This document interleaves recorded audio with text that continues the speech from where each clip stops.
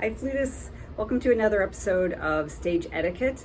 This one will be on warming up on stage before a rehearsal or a concert, and just some basic etiquette or do's and don'ts that are really mostly common sense. But I just want to go over a few things based on things I've experienced other people doing and observing how that affects your colleagues when you're warming up. So let's get right into it, and we'll start with the don'ts because I think those are the most important. Okay, the biggest don't is to warm up so loud that you're drawing attention to yourself, and more importantly, you're preventing other people from doing their warm-ups.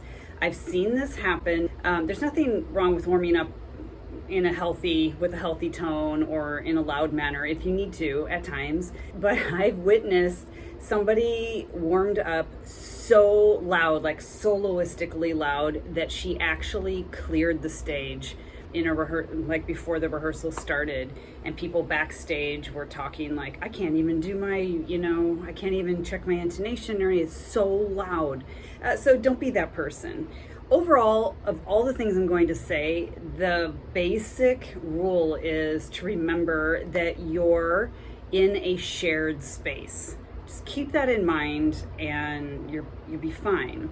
On that same kind of idea of preventing other people from warming up is just be aware of yourself. If you're practicing a passage that's very high, or like especially on piccolo, but even on flute, up in the third register, and you just like to drill it, like a one measure passage or something very short, and it's extremely high, A, B flat, C's, and you're just up there full volume doing it on loop, like yada-da-da-da, yada-da-da-da, yada-da-da-da, you're being annoying.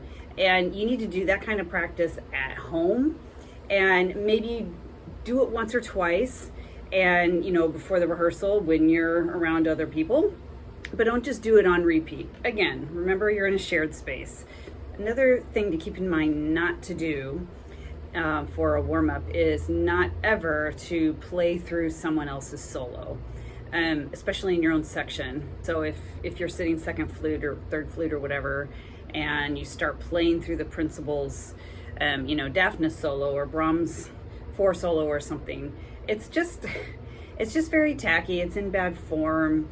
Even though you might have good intentions, like you just wanted to play through it because it's a beautiful solo, or you wanted to try out a fingering or something, you have to remember that you're sitting amongst orchestra people that have very fragile egos, especially in the flute section. And even though your intentions might be not to show how you can do it or to one up whoever's playing the solo, just don't do that. It's very frowned upon, and actually it will, as a freelancer, that is basis for not getting hired again, because it's considered annoying behavior. And then the last thing really that I've noticed that's kind of frowned upon on stage is to practice music for another gig. So this is freelancer world here, so not full-time orchestra, because you're just practicing music maybe for the next week. That's fine, because everyone's in the same gig. But if you're a freelancer and you start practicing music for a highly sought-after gig, or really any gig, that, again, what I said before, you're surrounded by very fragile egos, and it always comes across as that you're bragging that you got that gig. So, and if you're in a big city, this is even more. So I experienced this in being in Chicago. If you're in a regional orchestra and you're warming up for that rehearsal and you start playing through the rep that lyric opera is doing, it's very obvious, oh, that person got hired for lyric, and it's never you're not going to get a supportive response around you.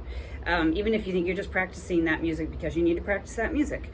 It's just not the time or the place for that. So what you should be practicing for a rehearsal, for an orchestra, let's say, is that music on that concert.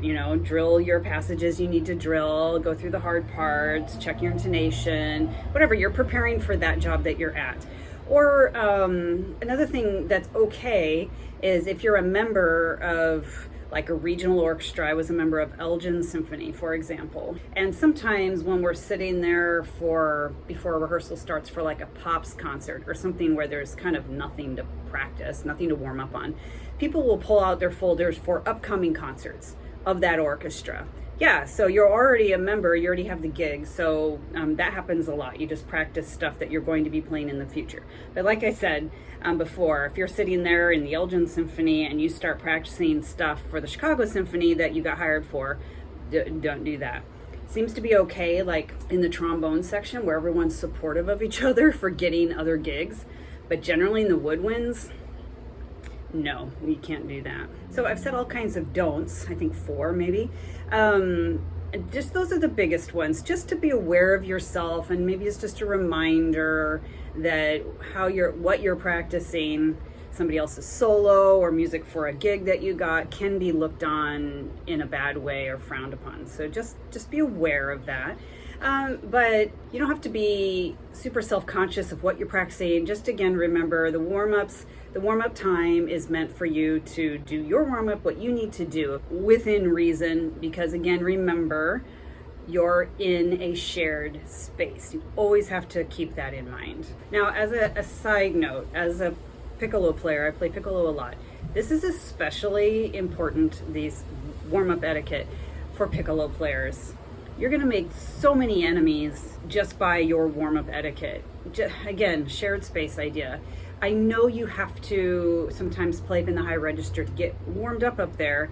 And also as a freelancer, oftentimes you've been traveling on average 2 to 3 hours just to get there, and you don't have a practice room available, and you feel you need to warm up. Yes.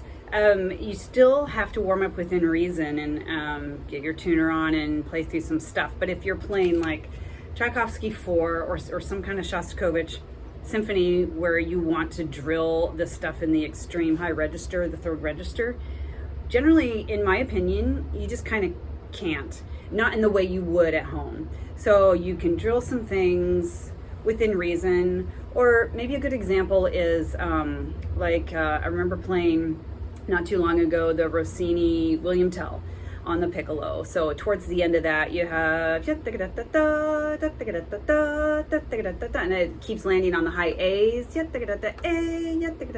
B flat, I can't remember exactly now, but you land on those high notes and it's held. Well, when you're warming up, you might want to go through that and just A, and once the A speaks, then just let it ghost it the rest of the way. You don't have to hold it full volume, or you don't have to hold a high register note on the piccolo for the entire half note or whatever. There's no reason for that. If you really have to drill your Tchaikovsky 4 run one time before the rehearsal starts or the concert starts, that's understandable. I would just mention something, give a heads up to your people around you, especially violin string players, because all the winds usually have earplugs in anyway, and they kind of understand.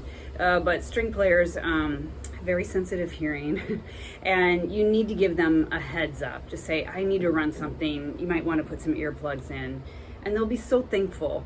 I remember one time sitting in an orchestra where I was sitting second, and we're playing Tchaikovsky 4.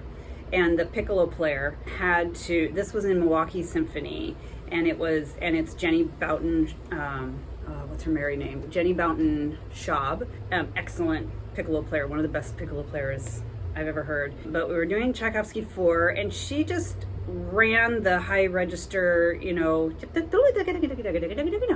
one time, and then she was done. She just ran it. It was really loud, and of course violin players are like, oh my god, but she had to do what she had to do, and that's understandable. So sometimes you just have to weigh the situation you're in. I need to run this in the high register one time, or I will not be able to play it to my best of my ability for the concert. Understandable. If you need to drill something over and over and over and over in the high register to be able to play it for the rehearsal or the concert, then you need to take that practice to your home and do that work a lot more. You should not have to do that on the stage at the actual rehearsal, or of course not the concert. So Again, just, everything within reason. Okay, so that's it for this brief video. I just wanted to cover a few things that I've observed. Just be aware of your surroundings, that everyone's trying to warm up. It's not just you. So you have to do things within reason, but yet do what you need to do so that you can play to the best of your ability. Okay, so if you found this video helpful, please press subscribe and you'll be in the loop for future videos just like this on all things freelancing and stage etiquette, etc. Okay, see you at the next video.